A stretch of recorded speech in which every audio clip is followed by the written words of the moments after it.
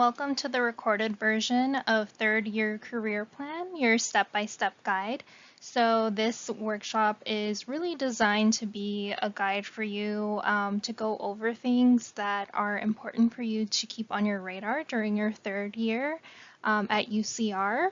Some of these things may or may not pertain to you. It depends on what your career goals are, but we do want to communicate these to you now because if it's something that you do foresee for yourself as part of your long-term or short-term career goals, it's important to start thinking about and taking action on these things during your third year.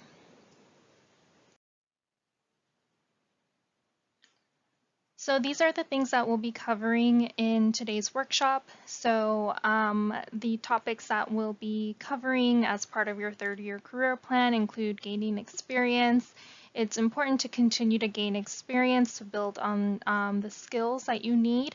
If you have watched some of our other career plan videos or some of our other workshops, you might be familiar already with the NACE career readiness competencies. If not, don't worry, we will go over them in just a little bit.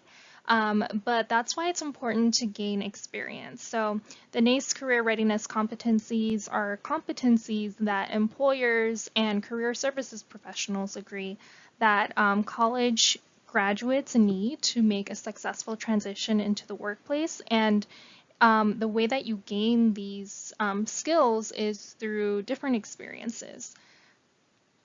So next we have polishing your interviewing skills. It really is a skill. No one is born with like this, high level mastery of doing, interviewing successfully.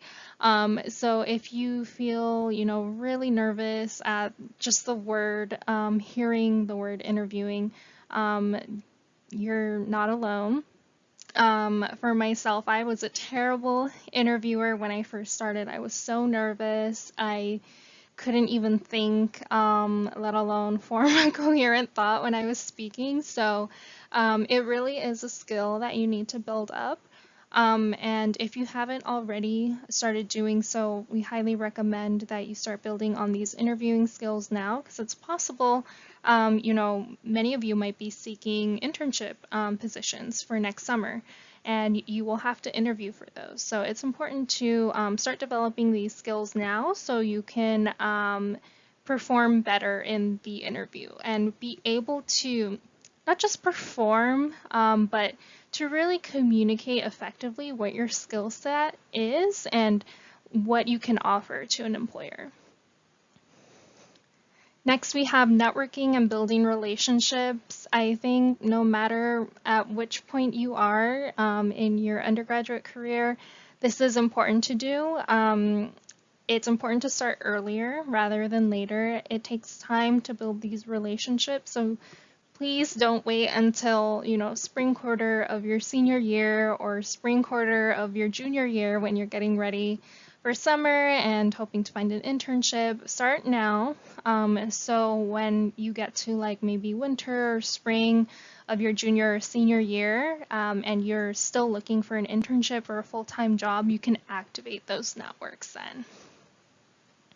And lastly, we have researching graduate and professional school. So if you are interested in attending graduate or professional school after you graduate from UCR, it's important to start doing that research now since you'll have to start applying fairly soon and developing all of those different materials. So start doing that research now. We have different fairs that you can attend for graduate and professional schools. Those are great to get information on some programs that might be of interest to you and start narrowing down your options so you can really start to focus on developing very tailored application materials.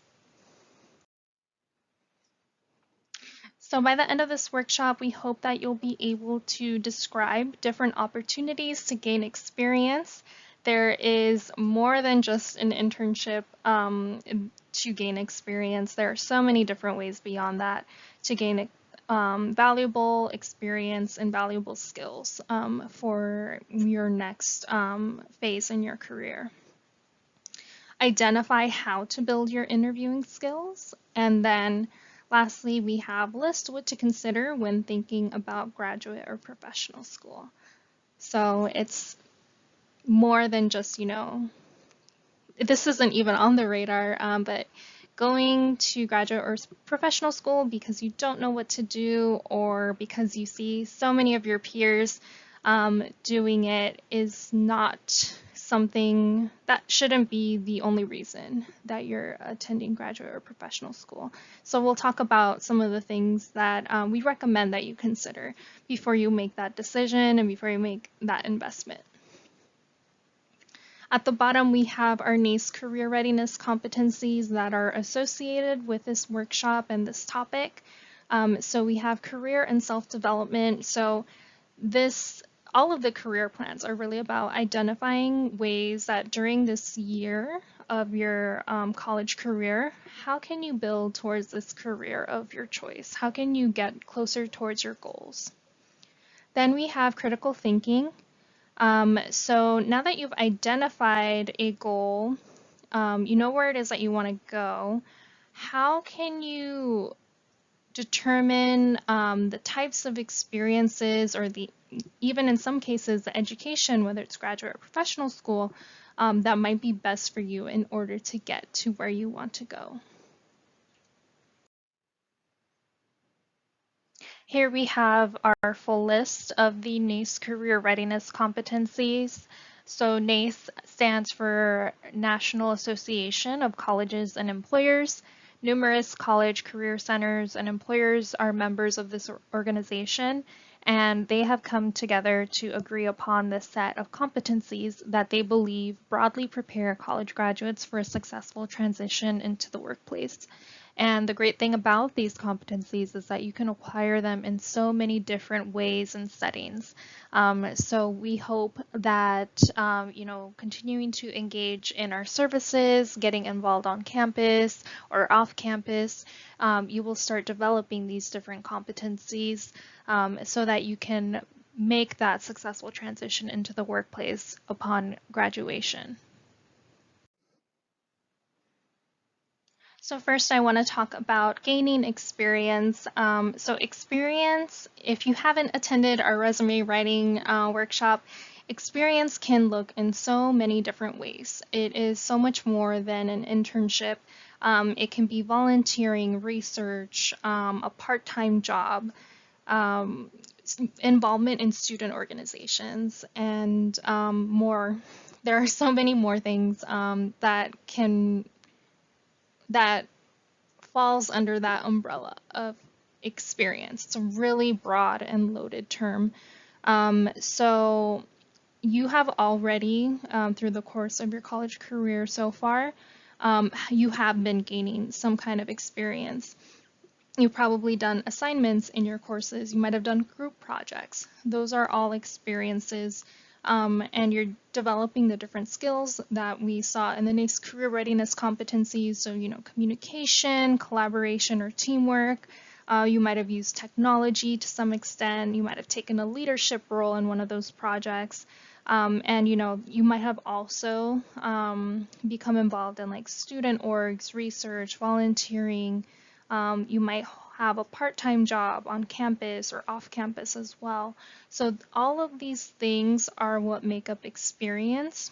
And one of the common things that I hear from students is, I don't have any experience because it's not related to my career goal or to my field of study.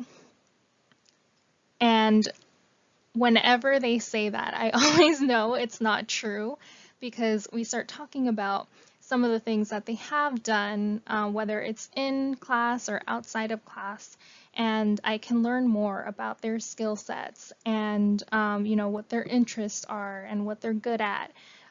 So they are able, by the end of that 30-minute or so session that we've had together, we do realize that the student has so much more than they initially said. So when you think about experience, please don't just limit it to, an internship. It's great if you do have an internship experience, but if you don't, it's you still have valuable experience to communicate to others and to bring to others.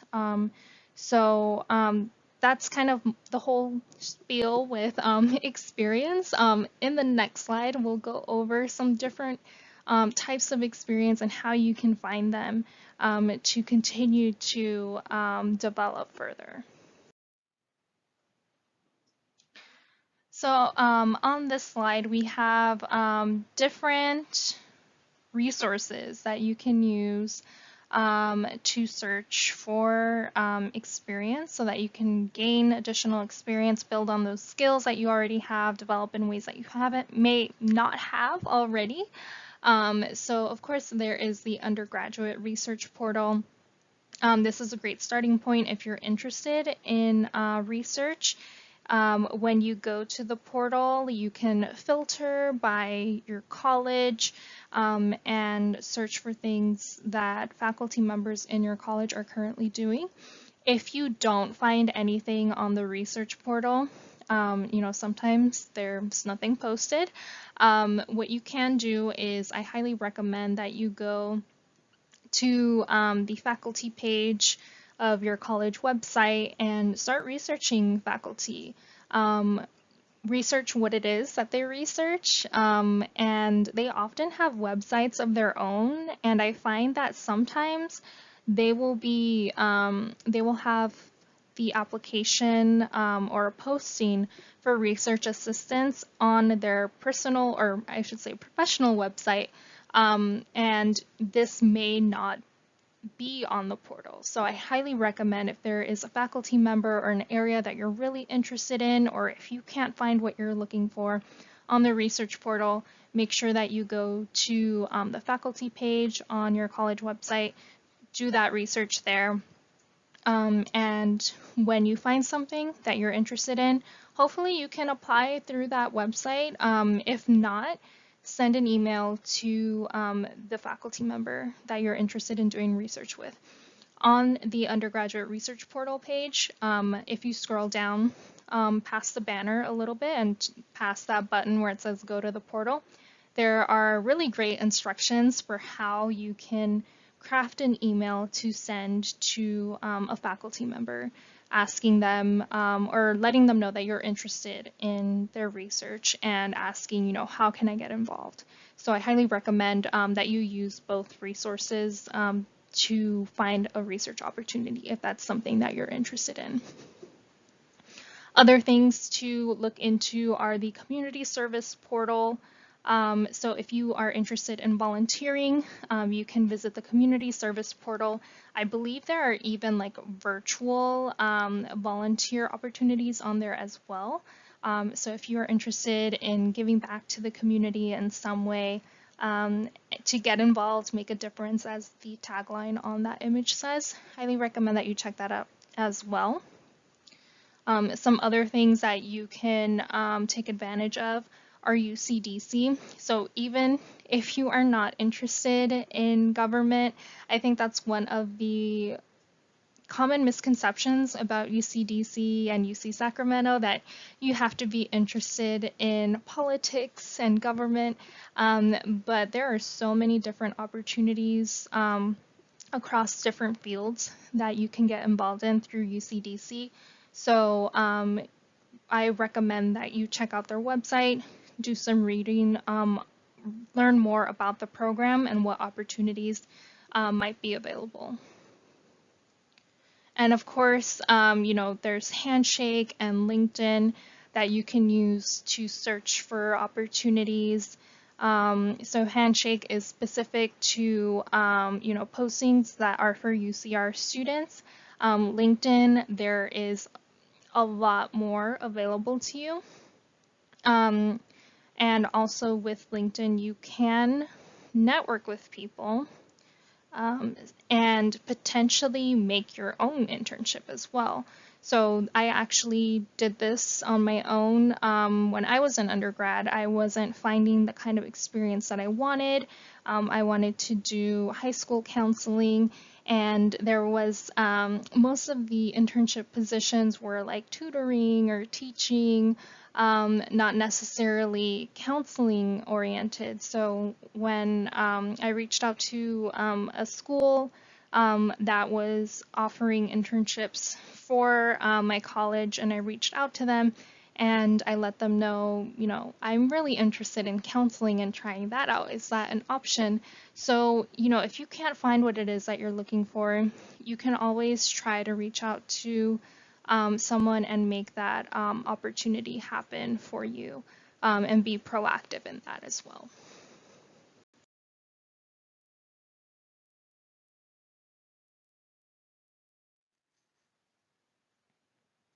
So, as I've already mentioned, interviewing is a skill that you can develop and continue to build on.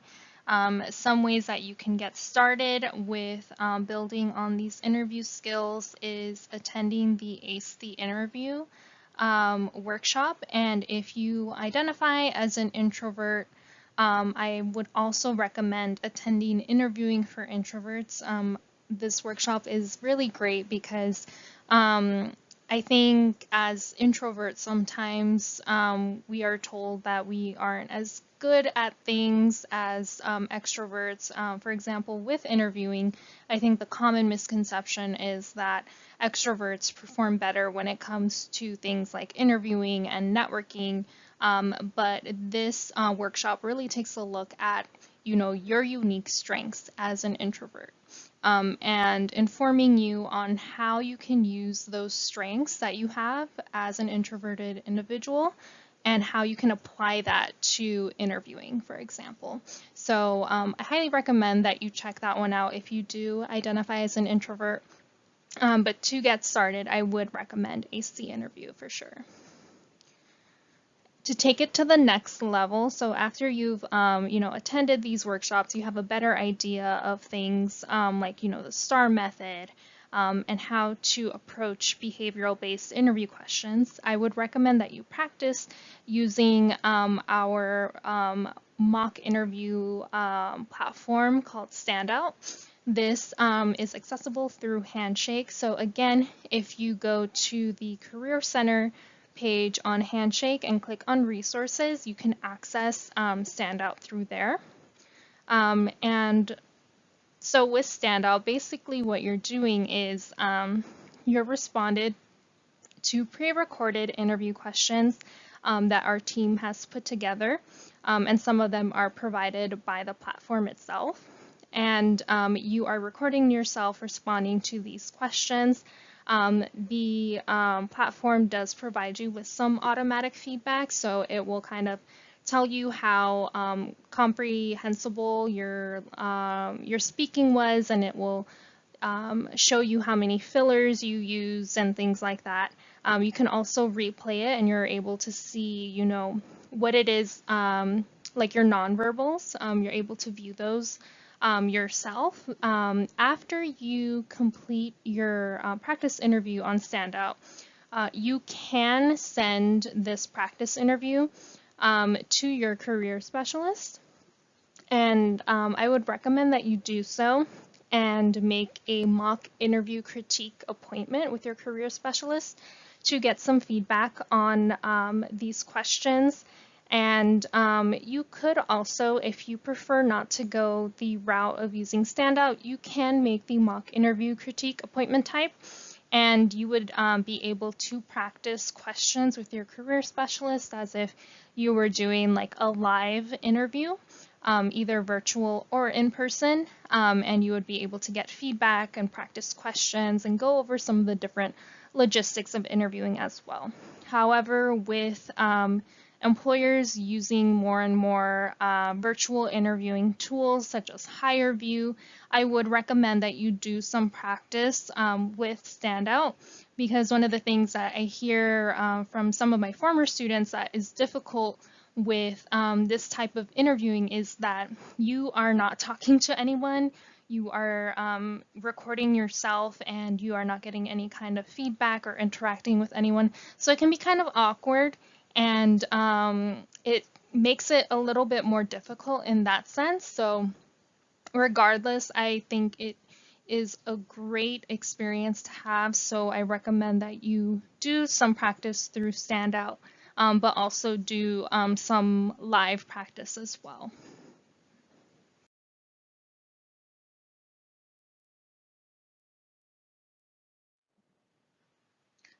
The next thing that you should be doing actively during your third year is networking and building relationships. You probably do this all the time without knowing it.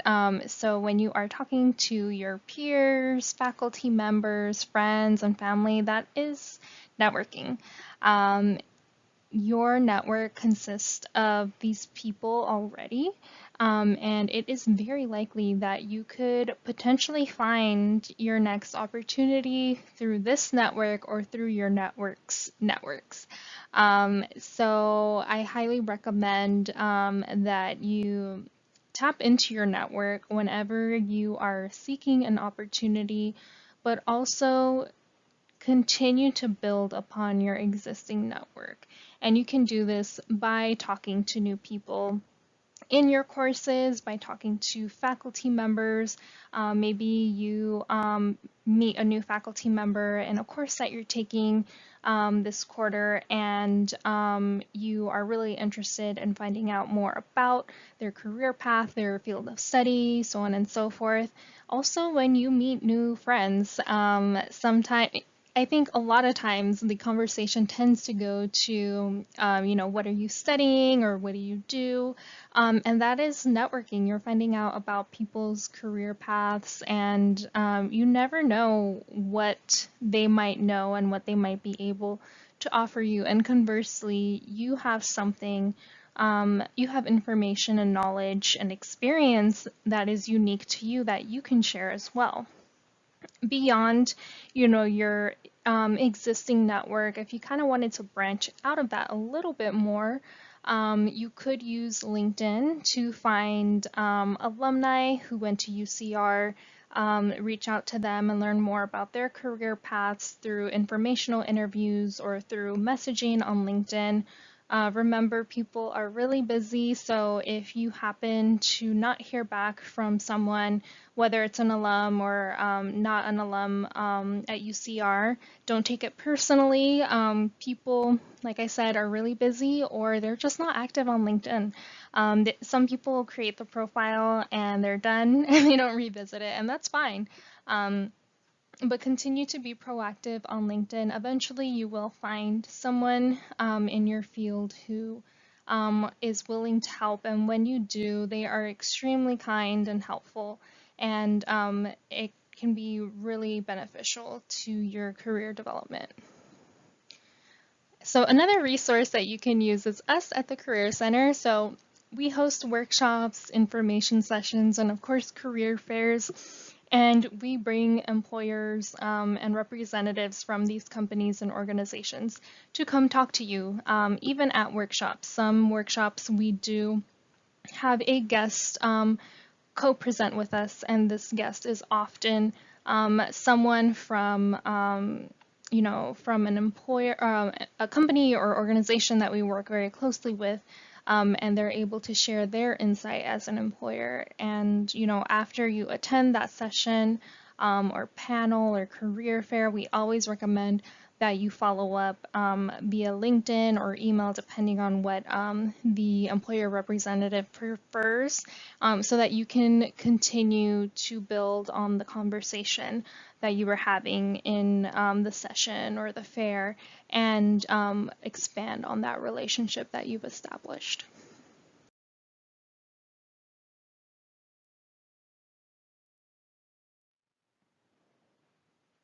So lastly, we have researching graduate and professional schools. Um, I think the first step is to, identify what is your career goal, or what are some of your options or goals, and determining whether graduate and or professional school are required in order to achieve that goal. Sometimes you don't have to go to graduate or professional school, and like I was saying earlier, don't feel like you have to go to graduate or professional school because other people are doing so, or because you're not really sure what you want to do. Graduate and professional school is not the answer in those situations. We highly recommend that you do some career exploration. We are happy to help with that so that you can make an informed decision after researching different options, understanding the different requirements for each of them, and the strategies that you need to implement in order to get where you want to go. And if that includes graduate or professional school, then, continue to listen to the rest of this presentation and, go to our workshops on graduate and professional school specifically. If it doesn't, that's okay. Everyone has a different career path, and that may or may not include graduate or professional school. So as I was mentioning, once you have determined that you need to attend graduate or professional school, you can utilize some of the different resources that we offer. So we have To Be or Not to Be, our graduate and professional school workshop. We also have different fairs for graduate and professional school, as well as law school. And I would also recommend that you use different websites such as petersons.com, gradschools.com. Go on the websites for the LSAT and the GRE, the MCAT. There's a lot of great information on there as well. And I think for some people, rankings are really important. So if that is something that is important to you, to consider when you are researching programs and applying to programs, use those websites as well. So when you are researching programs and preparing, it's important to learn about and take note of the different admissions requirements, entrance exams, personal statements, letters of recommendation, all of those things. And I would recommend that you create like a spreadsheet or some method to keep track of all of those things, because when you do a lot of this research, it is very easy to make mix-ups or forget which graduate school has these components, and they can vary greatly, is what I'm saying. So I highly recommend that you create some kind of document where you can keep track of all of these things, so you have everything that you need when it comes to applying, and you're not, you don't get to like close to the application deadline, you realize you don't have something that you need for a specific program. We would also highly recommend that you take advantage of the Academic Resource Center if you require or want help with personal statements or statements, letters of intent, or any exams that you intend to take.